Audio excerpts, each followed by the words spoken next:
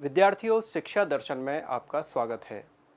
विद्यार्थियों, आज हम कक्षा 12 के एक इम्पॉर्टेंट टॉपिक चैप्टर नंबर 15 जीव विज्ञान विषय का चैप्टर नंबर 15 आनुवांशिक अभियांत्रिकी या जेनेटिक इंजीनियरिंग का अध्ययन करेंगे, जो कि आपकी बोर्ड परीक्षा की दृष्टि से अत्यंत महत्वपूर्ण है। इस चैप्टर को मैंने पढ़ाने के लिए आज जो इस चैप्टर की एक हम टेक्नोलॉजी, जो जेनेटिक इंजीनियरिंग की जो टेक्नोलॉजी है, वो आज डिस्कस करेंगे, जिसका नाम है पुनर्योजी डीएनए तकनीकी, जिससे संबंधित प्रश्न बोर्ड परीक्षाओं में पूछे भी गए हैं। और इस चैप्टर में या इस टेक्नोलॉजी को पढ़ाने में मैंने जो अपनी लैंग्वेज यूज़ की है, वो आप हिंदी माध्यम के विद्यार्थियों के साथ साथ अंग्रेजी माध्यम के विद्यार्थियों के लिए भी उपयोगी है। तो दोनों बाइलिंगुअल मैंने इस चैप्टर को पढ़ाने का प्रयास किया है। तो आइए करते हैं शुरुआत। जेनेटिक इंजीनियरिंग एक बहुत ही लेटेस्ट विज्ञान, जिसके द्वारा हम अपने आनुवांशिक पदार्थ में या किसी सजीव के आनुवांशिक पदार्थ में परिवर्तन कर सकते हैं। एक साधारण अर्थ मैंने इसका बताया। जेनेटिक और इंजीनियरिंग से आप खुद विचार कर सकते हैं कि इंजीनियरिंग का मतलब है किसी भी चीज़ में फेरबदल करना। तो यहाँ पर जो फेरबदल किया जा रहा है वो जेनेटिक मटेरियल में, डीएनए में फेरबदल किया जा रहा है, चाहे वो यूकैरियोटिक जंतु हो, चाहे कोई प्रोकैरियोटिक जंतु हो, जैसे कोई बैक्टीरिया हो। तो जेनेटिक इंजीनियरिंग किस तरह से की जाती है, इसकी क्या क्या टेक्नोलॉजी है, इसकी एक महत्वपूर्ण टेक्नोलॉजी जिसकी स्टडी आज हम करेंगे, रिकॉम्बिनेंट डीएनए टेक्नोलॉजी, पुनर्योजित डीएनए तकनीकी, और इसके इम्प्लीकेशन या लाभ आज क्या हैं, और बोर्ड परीक्षा में इस पर आधारित किस प्रकार के प्रश्न आपसे पूछे जाएंगे, वो हम सभी यहाँ डिस्कस करेंगे। तो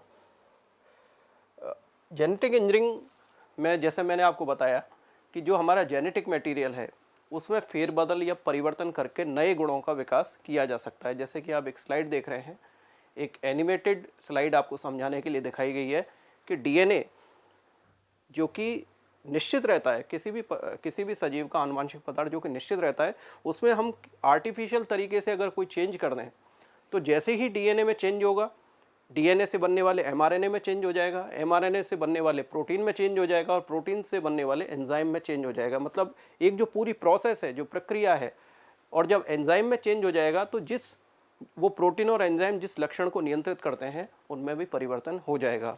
तो इसके द्वारा आप समझ सकते हैं कि जेनेटिक इंजीनियरिंग में क्या किया जाता है। अब है जेनेटिक इंजीनियरिंग की परिभाषा, जो आप अपनी कॉपी में भी नोट कर सकते हैं। जेनेटिक इंजीनियरिंग किसी जीव के संजीन या जीनोम, अब यहाँ इस जीनोम शब्द का अर्थ आप समझें कि किसी भी सजीव में पाए जाने वाली जीनों की कुल संख्या को हम कहते हैं, उन कुल संख्या का जो सेट है उसको जीनोम कहा जाता है। तो किसी भी जीव के संजीन या जीनोम में हस्तक्षेप करके उसे परिवर्तित करने की जो भी प्रणालियाँ या तकनीकें हैं, उनमें विकास व अध्ययन की जो चेष्टा है, उसका सामूहिक नाम ही आनुवंशिक अभियांत्रिकी या जेनेटिक इंजीनियरिंग है। एक बार इसको पुनः पढ़ेंगे कि किसी भी जीव के संजीन, जीनोम में या जीन में हस्तक्षेप करके उसे परिवर्तित करने की जो तकनीकें और प्रणालियां हैं, उनमें विकास और अध्ययन की जो चेष्टा है, उन सब का जो सामूहिक नाम है, उसको जेनेटिक इंजीनियरिंग कहा जाता है। और जेनेटिक इंजीनियरिंग आज के युग में, आज के बायोटेक्नोलॉजिकल युग में एक बहुत बड़ा टूल और टेक्निक है, जिसके द्वारा विभिन्न प्रकार के बायोलॉजिकल प्रोडक्ट का विकास किया जा रहा है, जैविक उत्पादों का विकास किया जा रहा है, नई प्रकार की फसलों की वैरायटीज़ का निर्माण किया जा रहा है, ऐसे बैक्टीरियाज का निर्माण किया जा रहा है जो कि मानव के लिए या इस विश्व के लिए लाभप्रद है। तो आनुवंशिक अभियांत्रिकी हमारे लिए अत्यंत लाभप्रद है।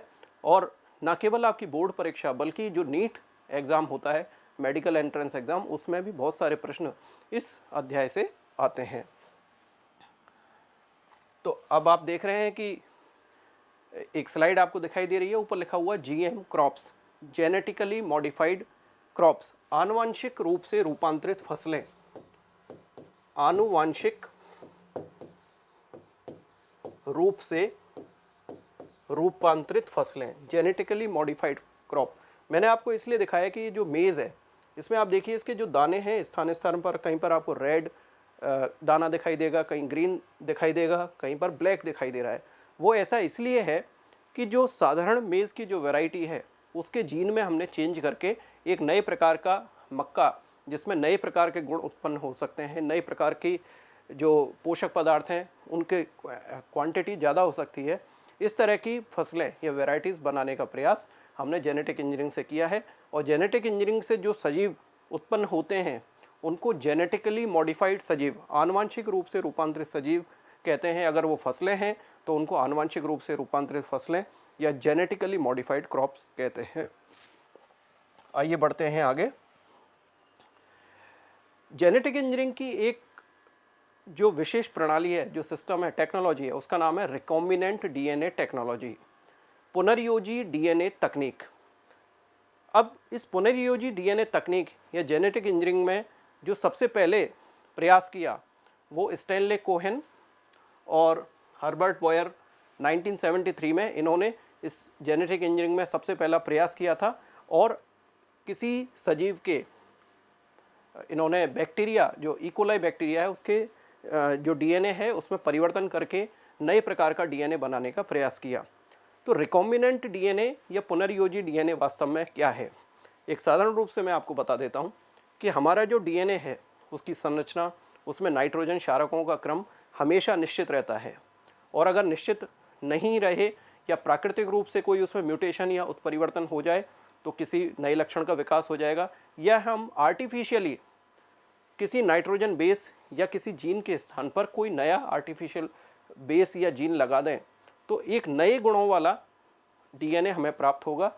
उसमें जो नाइट्रोजन क्षारकों का क्रम है वो हमने परिवर्तित कर दिया है, पुनर्योज कर दिया है, जो कॉम्बिनेशन है उनका रिकॉम्बिनेशन कर दिया है। इस वजह से जो नया डीएनए है जिसमें नए जीन या नई जीन सीक्वेंस है, इस प्रकार से बना जो डीएनए है उसको हम रिकॉम्बिनेंट डीएनए कहते हैं। और ये जो तकनीक ही है रिकॉम्बिनेंट डीएनए बनाने की, इसको हम रिकॉम्बिनेंट डीएनए टेक्नोलॉजी कहते हैं। तो दो वैज्ञानिकों के नाम आपको याद रखने हैं जो कि जेनेटिक इंजीनियरिंग के क्षेत्र में पायोनियर माने जाते हैं, स्टैनले कोहेन और हर्बर्ट बॉयर, जिन्होंने जेनेटिक इंजीनियरिंग और रिकॉम्बिनेंट डीएनए की टेक्नोलॉजी की शुरुआत की। अब रिकॉम्बिनेंट डीएनए टेक्नोलॉजी में कौन कौन से टूल हमें काम में लेने हैं? रिकॉम्बिनेंट डीएनए टेक्नोलॉजी के जो प्रमुख जो पद हैं वो क्या हैं? ये परीक्षा में प्रश्न पूछा जाता है कि कैसे रिकॉम्बिनेंट डीएनए बनाया जाए। रिकॉम्बिनेंट डीएनए बनाने का या पुनर्योजी डीएनए बनाने का जो सबसे पहला पद है उसमें क्या किया जाता है कि हमारे पास एक तो ऐसा जीन चाहिए जिसको हमें रिकॉम्बिनेंट करना है, या उस जीन के वो जीन जो प्रोडक्ट बनाता है उसको उसके प्रोडक्शन की रेट को फास्ट करना है, उसके उत्पादन की दर को फास्ट करना है। साधारण रूप से हमारे अंदर मानव में जो जीन पाए जाते हैं, जैसे मान लीजिए मानव में पाए जाने वाला इंसुलिन जीन जो कि इंसुलिन का प्रोडक्शन करता है, मानव के डीएनए में जब रेप्लिकेशन होगा तो उसकी रेट ऑफ रेप्लिकेशन बहुत स्लो होती है, तो उतनी ज़्यादा मात्रा में इंसुलिन नहीं बन पाता। तो जो इंसुलिन के कारण डायबिटीज़ उत्पन्न होती है उस समय उस रोगी को इंसुलिन नहीं मिल पाता और उसमें कई तरह के लक्षण डायबिटिक पैदा हो जाते हैं। अब इस इंसुलिन को आर्टिफिशियली कैसे बनाया जाए जिससे कि जिन लोगों में इंसुलिन कम बन रही है उनको बाहर से इंसुलिन हार्मोन दिया जा सके। इसके लिए क्या किया गया कि एक वांछित जीन, हमारा जो टारगेट जीन है यहाँ पर है इंसुलिन जीन मानव का, उसको अलग किया गया मानव के जीन से। अब उस मानव जीन का जो इंसुलिन जीन है उसको ट्रांसफ़र किया गया ऐसे बैक्टीरिया के डीएनए में जिसकी रेट ऑफ रेप्लिकेशन, जिसमें पुनर्योजन की क्षमता, जिसमें रेप्लिकेशन की क्षमता बहुत ही ज़्यादा होती है।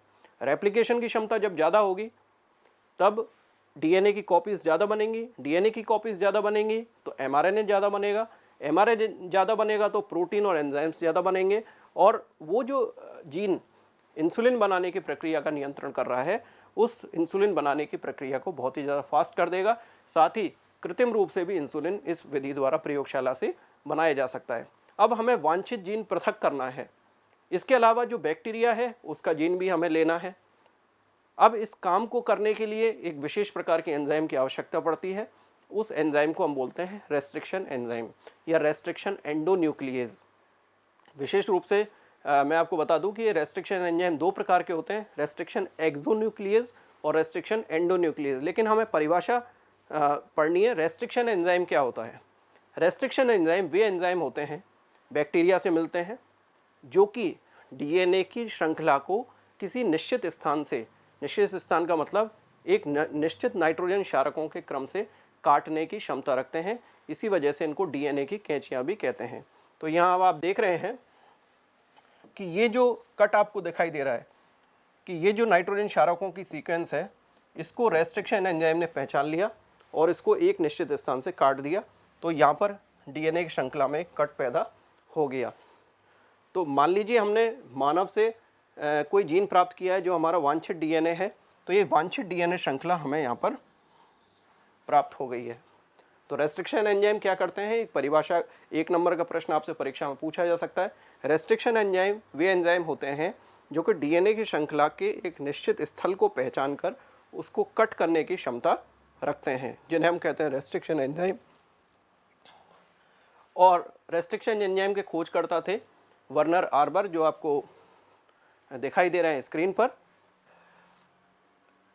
नेक्स्ट बात आती है कि जो हमने जीन, हमारा डिजायर्ड जीन प्राप्त कर लिया है रेस्ट्रिक्शन एंजाइम से काट कर, जैसे हमने उदाहरण लिया हुआ है कि मानव की डीएनए में से इंसुलिन प्रोड्यूसिंग जीन को हमने रेस्ट्रिक्शन एंजाइम से काट लिया।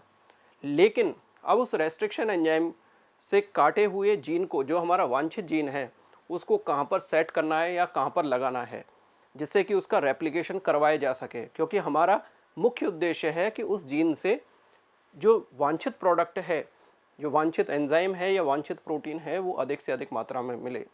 इसके लिए सूक्ष्म जीव, विशेष रूप से बैक्टीरिया के डीएनए में उस वांछित जीन को प्रविष्ट कराया जाता है, इंसर्ट कराया जाता है।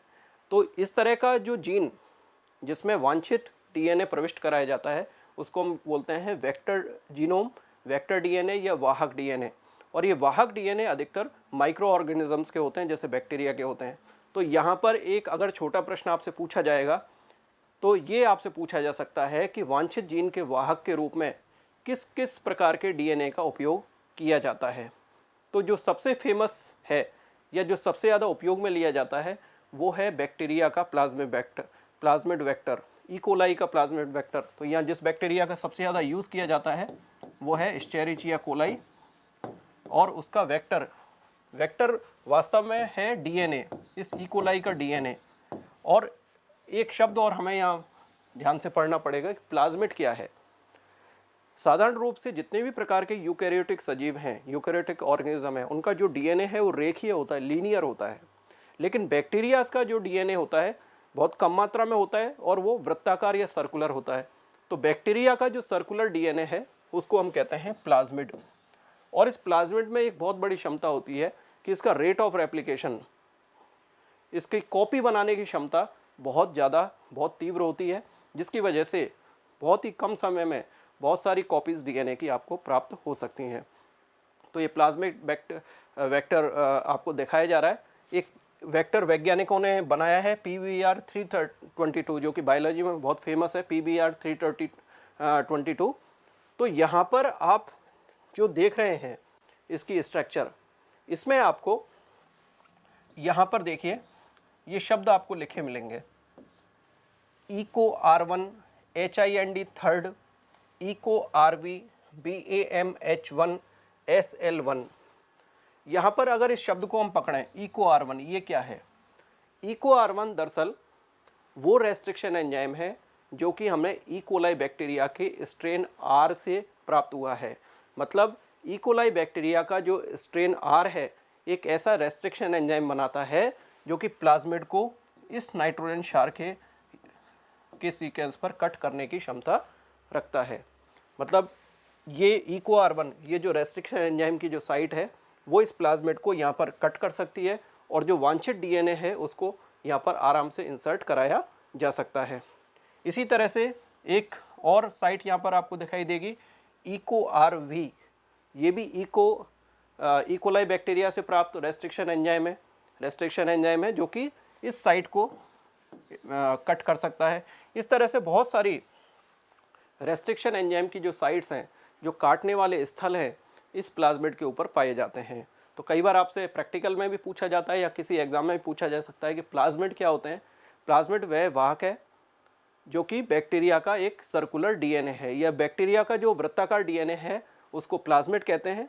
और ये जेनेटिक इंजीनियरिंग के प्रयोगों में, रिकॉम्बिनेंट डीएनए टेक्नोलॉजी के प्रयोग में वांछित जीन को जोड़ने में, वांछित जीन को इंसर्ट करने में सहायक होता है। आपसे उदाहरण पूछा जाए तो किसी एक प्लाज्मिड वेक्टर का नाम लिखिए, तो आप आंसर लिख सकते हैं PBr332, जिसमें बेस पेयर्स की संख्या, नाइट्रोजन क्षारकों के बेस पेयर्स की संख्या होती है 4361।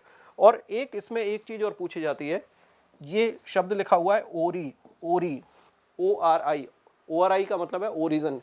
जहाँ से इस प्लाज्मिड का रेप्लिकेशन शुरू होता है, जिस साइट से इस प्लाज्मिड का रेप्लिकेशन शुरू होता है, उस साइट को बोलते हैं हम ओरिजिन साइट या ओरिजिन ऑफ रेप्लिकेशन साइट। तो ये स्ट्रक्चर मैंने आपको प्लाज्मिड वेक्टर की बताई। अगला जो वेक्टर है या वाहक है वो है बैक्टीरियोफेज वेक्टर। बैक्टीरियोफेज के बारे में आप जानते हैं। बैक्टीरियोफेज इस प्रकार के वायरस होते हैं जो कि डीएनए को खाने की क्षमता रखते हैं, बैक्टीरिया को खाने की क्षमता रखते हैं। फेज वेक्टर ऐसे वायरस होते हैं जो कि बैक्टीरिया को नष्ट करने की क्षमता रखते हैं। तो यहाँ जो हमने उदाहरण लिया है वो है लैम्डा फेज। जो उदाहरण लिया है वो है लैम्डा फेज। ये बैक्टीरियोफेज का टाइप है और ये इसका डीएनए है। अब सबसे बड़ा फ़ायदा बैक्टीरियोफेज में क्या है कि इसमें मल्टीपल क्लोनिंग साइट्स होती हैं। मल्टीपल क्लोनिंग साइट्स होती हैं जिसकी वजह से इसमें जो बड़े साइज़ का जो डीएनए है, बड़े साइज़ का जो वांछित डीएनए है उसको भी आराम से इंसर्ट किया जा सकता है। तो ये बैक्टीरियोफेज की मल्टीपल क्लोनिंग साइट आपको दिखाई गई है कि ये जो मल्टीपल क्लोनिंग साइट है, ये जो स्थल है, ये बहुत सारे रेस्ट्रिक्शन एंजाइम्स के द्वारा यहाँ पर कट जनरेट किया जा सकता है। और एक बड़े साइज़ का जो वांछित डीएनए लगभग 124 KB किलो बेस वाला डीएनए या जीन यहाँ पर फिट किया जा सकता है, इस साइट पर फिट किया जा सकता है। तो ये जो दूसरा वेक्टर है मैंने आपको बताया, इसको फेज वेक्टर कहते हैं, जो कि पुनर्योजी डीएनए तकनीक में काम में आता है। तीसरे प्रकार के जो वेक्टर हैं उनको बोलते हैं कॉस्मिड वेक्टर। कॉस्मिड वेक्टर, ये कॉस्मिड वेक्टर वास्तव में फेज वेक्टर और प्लाज्मिड वेक्टर का हाइब्रिड है, संकर है, दोनों को मिक्स करके बनाया जाता है। तो hybrid of plasmid and lambda phase. और बारबरा हॉर्न और जॉन कॉलिंस ने 1978 में इसको डिस्कवर किया था।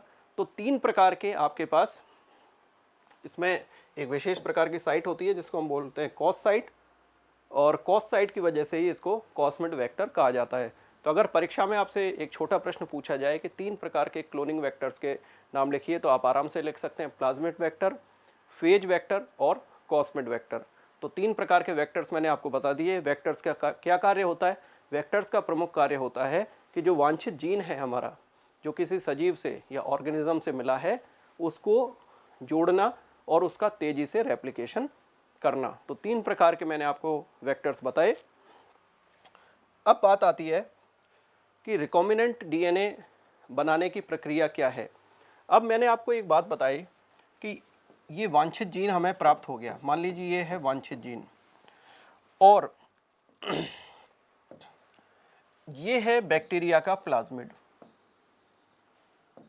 जिसको हमने रेस्ट्रिक्शन एंजाइम के द्वारा कट कर लिया। ये जो स्थान हमने रेस्ट्रिक्शन एंजाइम के द्वारा कट कर लिया है। अब ये जो वांछित जीन है हमारे पास, इस वांछित जीन को इस प्लाज्मिड में हम इस प्रकार इंसर्ट कर देंगे। रेस्ट्रिक्शन एंजाइम से काटने के बाद इस प्लाज्मिड में हम इस प्रकार इंसर्ट कर देंगे। तो आप देख लीजिए कि जो ओरिजिनल प्लाज्मिड था या ओरिजिनल डीएनए था वो अब चेंज हो गया है। तो चेंज होने के बाद ये जो नया डीएनए बना है या नया प्लाज्मिड बना है, इसी को ही रिकॉम्बिनेंट डीएनए या पुनर्योजी डीएनए कहते हैं।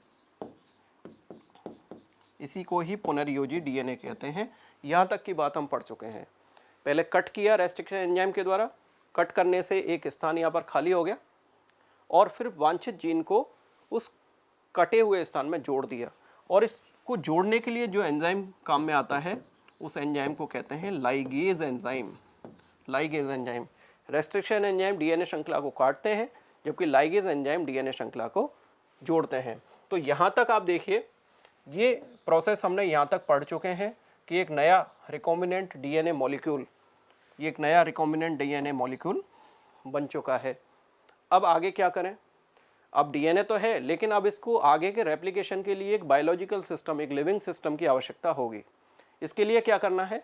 इसके लिए हम इस रिकॉम्बिनेंट डीएनए को एक बैक्टीरिया में ट्रांसफ़र करेंगे, जिससे कि लिविंग सिस्टम मिलते ही इसमें रेप्लिकेशन, डीएनए का रेप्लिकेशन प्रारंभ हो जाएगा। डीएनए का रेप्लिकेशन प्रारंभ होगा तो बैक्टीरिया के प्लाज्मिड का भी रेप्लिकेशन होगा, साथ में ये जो जीन है इसका भी रेप्लिकेशन शुरू हो जाएगा। और बैक्टीरिया में ये पावर होती है, जैसे मैंने आपको पहले बताया था कि इसका रेप्लिकेशन सिस्टम बहुत फास्ट होता है और कुछ ही समय में बहुत सारे डीएनए की कॉपियाँ, रिकॉम्बिनेंट डीएनए की कॉपीज हमें मिल जाती हैं, जिसको हम मार्कर जीन द्वारा पहचान सकते हैं।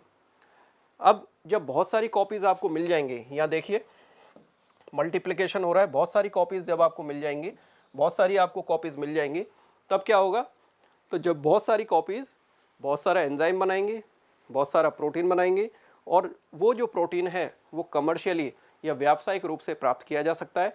और उस प्रोटीन के द्वारा जो विभिन्न प्रकार की बीमारियां हैं या विभिन्न प्रकार के रोग हैं या विभिन्न प्रकार की जो प्लांट वेराइटीज़ हैं उनका विकास किया जा सकता है, क्योंकि हमें एक नया जीन्स का कॉम्बिनेशन या रिकॉम्बिनेशन मिल चुका है। तो इस प्रकार ये जो प्रक्रिया है आजकल चिकित्सा विज्ञान में विभिन्न रोगों का इलाज करने में, जैसे एक इंसुलिन वाला जो जीन है वो मानव से प्राप्त किया गया और उसको पिग में इंसर्ट किया गया और उसका रेट ऑफ रेप्लिकेशन बढ़ाया गया और उस जीन को नाम दिया गया ह्यूमुलिन। तो पिग से प्राप्त किया गया जीन और फिर उसको बैक्टीरिया का यूज़ करके उसका बार बार रेप्लिकेशन किया गया और जो इंसुलिन मानव में नहीं बनता था उस इंसुलिन का व्यावसायिक उत्पादन किया गया और उसको नाम दिया गया ह्यूमुलिन। इसी प्रकार से हेपेटाइटिस बी के इलाज में या विभिन्न प्रकार की एंटीबॉडीज़ के निर्माण में रिकॉम्बिनेंट डीएनए टेक्नोलॉजी या पुनर्योजी डीएनए तकनीक का प्रयोग किया जाता है। तो विद्यार्थियों, आज हमने आज के कालांश में, आज के पीरियड में जेनेटिक इंजीनियरिंग की एक विशेष टेक्निक रिकॉम्बिनेंट डीएनए टेक्नोलॉजी या पुनर्योजी डीएनए टेक्नोलॉजी के बारे में पढ़ा। क्योंकि ये चैप्टर 5 नंबर का है तो एक बड़ा निबंधात्मक या ऐसे टाइप क्वेश्चन आपसे पूछा जा सकता है या छोटे छोटे क्वेश्चन प्लाज्मिड्स के बारे में या क्लोनिंग वेक्टर के बारे में पूछे जा सकते हैं। तो आज के जो कक्षा है वो निश्चित रूप से आपको पसंद आई होगी। आपके जो प्रश्न हैं वो हम तक पहुंचाइए, हम उनका समाधान का भी प्रयास करेंगे। धन्यवाद।